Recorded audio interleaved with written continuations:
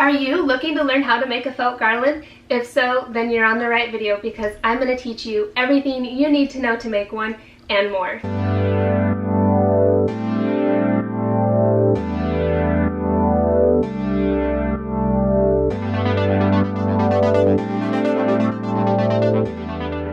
Aloha everyone and welcome to today's video, how to make a felt garland. My name is Iceland and on this channel, Snowflake Forest Felting, I share needle felting videos, have needle felting tutorials, and share product reviews from time to time. So if you're new and this interests you, please consider subscribing. And if you want to know more about anything you see here on this channel, be sure and check the links in the description below this video or leave a comment. I'd love to connect with you there. So to start, I'm going to show you everything you need to make these. The first item will be your string and then your felted stars. And if you haven't made your felted stars yet, I have a video teaching you everything you need to know to make them start to finish. I'll have it in the iCard above and the description below. You can go check it out, make your felted stars, and then come back to this video. And then you're going to need your needles to thread your string through the stars, a tape measure to measure the length of your string, some scissors for cutting your string. Again, you guys, I'm going to have all this stuff linked down in the description below for you, and you can find out more there. And then these items are optional. However, you will have needed this to have made your star in the first place, and your needles and your foam pad. I would have these handy in case when you're threading your stars, they become disformed looking and you need to reshape them. But if you've done them nice and firm in the first place, then you shouldn't need to touch them up. And even have the wool handy that you use to make your stars in case you find you need to add any when threading if they just aren't firm enough yet. But if you felted them right, you shouldn't need this like I was saying. And then lastly, I'm going to be adding wooden tags to the end of mine. I really like how this makes the garland look nice and finished. But if you don't have these, you can always just tie a knot at the end of your string for your garland. The first thing that you're going to do here is get your string measured out to the appropriate size for your space, whether you have it pre-measured or not. If you're going to be going with the same measurements of mine, I am going to measure out 116 inches here.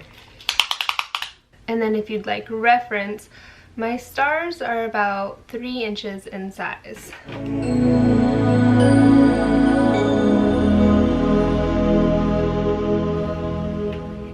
And you can always make your string a few inches extra long. That way, if you decide you want it a little longer, you can. And it's always easier to cut your string shorter than to add length, because then you basically have to just start over. Alright, got my string here. And then I'm going to use my biggest doll needle and get one end threaded here. So, make sure you have your stars in the correct order that you want them color-wise, so then that way you're not having to like pull them off and restring them. Once they're on, they're the way you wanted them. So I'm going to get mine lined up here. Alright, that's the order that I like mine. Next, you will simply shove your needle through your star. I'm going to go through the shortest possible part of my star. So I will have 3 points on the top and 2 on the bottom. It doesn't have to be perfectly even when threading through. You can see here it's going to want to bunch a little bit, but once you get it, it'll pull through like so. And then I'm going to pull it all the way to the end. I find that it's easier to do it this way.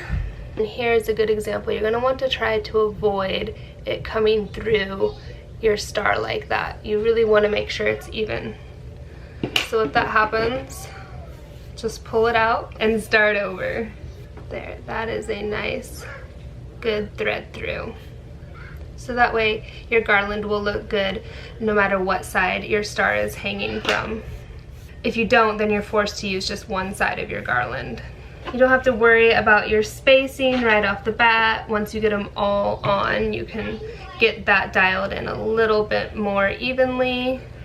The key part really will be getting your needle through the star as evenly as possible. And then just continue for each star.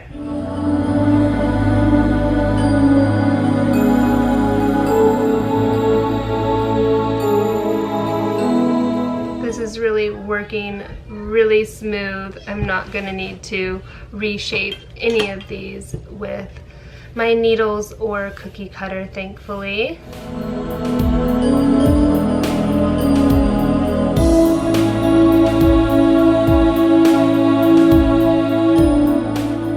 Once you've got them all strung, you can work on the spacing, and you can also add your ends on at this point if you have tags. And if you don't, just go ahead and tie them in knots. The thread is not wanting to go through, so you can always cut your end to give it a nice clean cut when trying to thread. I always find that twisting the end helps as well. Tie it in a couple knots here, or a few knots. Cut off your extra end, which is another reason to always add a little extra string in case you're having to cut it. Another technique you can try is even just poking it through with a needle like so. A few more knots. Cut this excess as well. And now it's time to just space each star evenly, so when it's hung, it's looking excellent. You can use your tape measure to do this part, or you can just eyeball it. I tend to like to eyeball it and normally do that hanging from the space that it's in. How far apart you'll have these is totally up to you, and how big your wall is that this will be hanging on.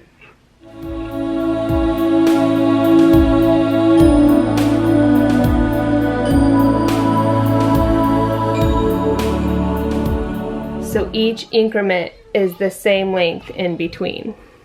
And just like that, your felted garland is done.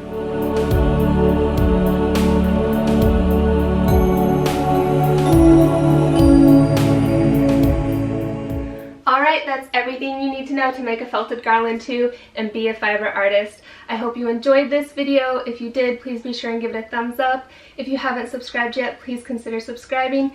And if there's something you'd like to see me make next, please drop it down in the comments below. I might just make it. I'll see you in my next video. Bye!